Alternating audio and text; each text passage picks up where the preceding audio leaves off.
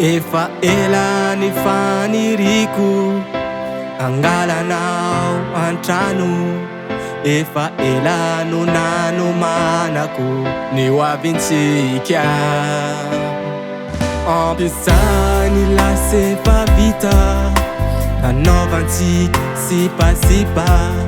Aleo aroso amizay ny mariazy. Avelao mba ho fihinik'io ianao ry olon-tiako. Tsy voavidim-bola fitiavako anao. Avelao mba ho tantanako ianao ry vady malalako.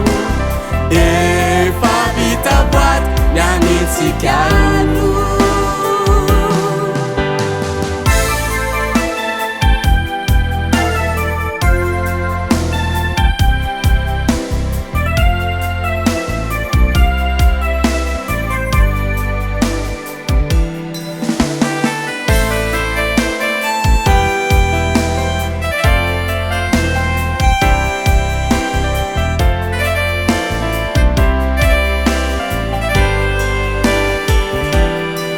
Mahatsaro sambadrao fa manana anao.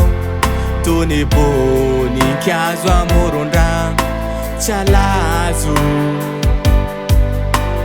Maro ny vehivavy fa tsy misy ny toanao. Na endrika na bika na toetra anao magneva zao.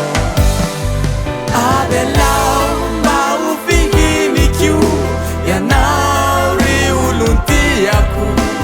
Tsy voavidim-bola fitiavako anao.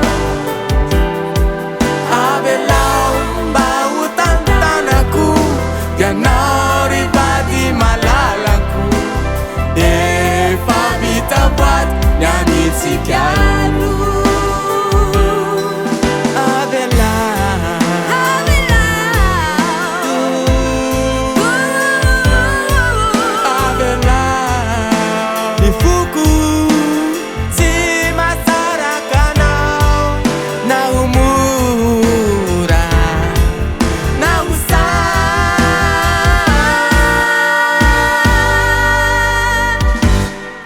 Avelao mba ho fihinik'io ianao ry olon-tiako.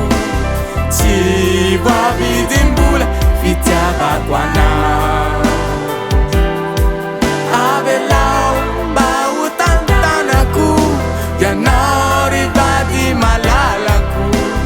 Efa vita boaty mianitsika.